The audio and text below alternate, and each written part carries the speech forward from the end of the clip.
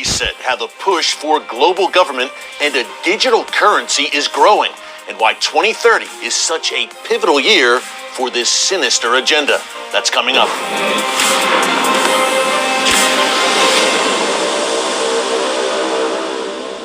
Hey folks, Eric Stakelbeck here. Welcome to the Watchman Newscast. What would you say if I told you that by the year 2030, you'll own nothing, have no privacy, and yet you'll be happy? That you'll live in a cashless society where all currency is digital, and that everyone on Earth will require a digital ID to travel freely. And that much like communist China, you'll be given a social credit score that determines how loyal you are to this new global system and those who control it. The end game is a one world government. To many, this sounds like something straight out of George Orwell's 1984, but I believe an even better guidepost would be the Book of Revelation and the coming Antichrist-led system. Now, some very powerful global players, led by the World Economic Forum and with the enthusiastic backing of some Western leaders, major corporations, and the UN, are openly promoting this radical transformation of society. They call it the Great Reset. And folks, it's not a conspiracy or a theory when the people behind it are telling you out loud what they intend to do. I recently hosted a full special for TBN called What is the Great Reset, which you can find right here on our channel under the category TBN Specials. It features my interviews with some incredible voices on this subject, including, among others, Pastor Jack Hibbs, Victor Davis Hanson, and the Kwok brothers. Now, Daniel and Sam Kwok host a great channel right here on YouTube called the Kwok Brothers Freedom Files, where they break down the true agenda behind the Great Reset. Be sure to subscribe to their channel at the Kwok Brothers. I spoke to them about why the year 2030 looms large for the Great Resetters and why a cashless society may not be that far off. What if you could upload one mini AI-written ebook onto Amazon that could replace your Take a look. He heads up this World Economic Forum. They meet yearly in Davos, Switzerland, as you mentioned.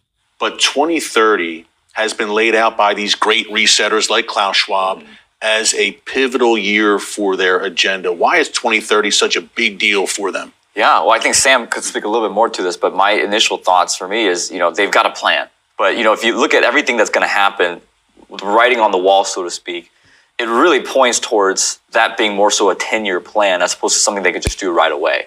One of the things that we've discovered as we've been covering this topic the last 4 or 5 years is these guys are master psyops individuals. Mass psychology. They're masters at figuring out what they have to say, what narrative they have to push, what lever they have to pull to get everybody on board with their ideas. Right. And they understand that it's going to be a long process and it's going to probably resonate with the younger generation, which is why, him being 30, me being 28, we're so passionate about this because, we got to stand up. We can't just allow our generation to be taken hostage by ideologies that not only hurt scripture, not only hurt the teachings of Jesus, but also hurts our personal freedom.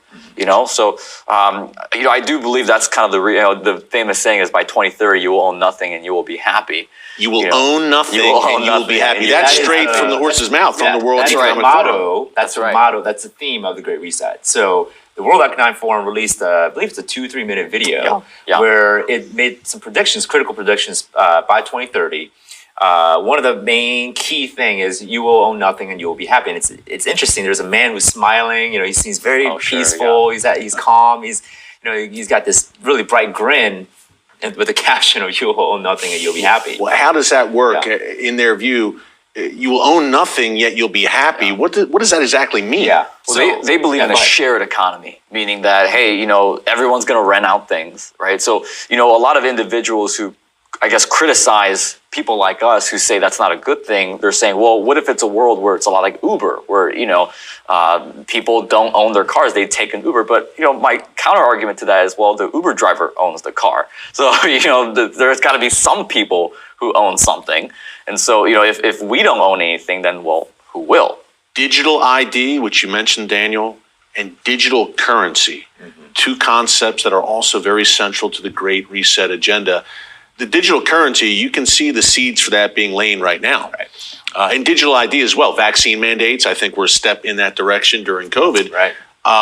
How far down the line are we towards a digital currency, number one, and perhaps even digital ID? Yeah. So in regards to CBDC, which stands for Central Bank Digital Currency. So what that is, you may have heard Bitcoin, DeFi, right? Decentralized finance, Bitcoin, Ethereum. So these are blockchain technology backed currency, which in essence could be a good thing. What the government and the central banks are trying to do around the world is harness that technology to then be able to create a centralized form where all transactions, whether it's made online when you go to the store or you go shop on Amazon, could be thoroughly monitored, it could be recorded. So the central banks want to design this, and typically they always seem to have a good reasons as to why. They have a list of good reasons. Hey, here's why this is going to be amazing. It's going to make transactions efficient, it's going to be less costly. We can do cross-border transaction, which actually feeds right into the narrative of eliminating sovereignty borders and making really the world one government. Yeah. But the central bank digital currency, CBDC, the threat of that, it has actually really good ties to the digital IDs because they want to give you money, or they want people who deserve, based on their standards, to have control over their money. So if they don't like what you did or didn't like what you said about them, they can show your money down or put an expiration date on it and say, hey, your money is only good for the next 30 days, spend it wisely.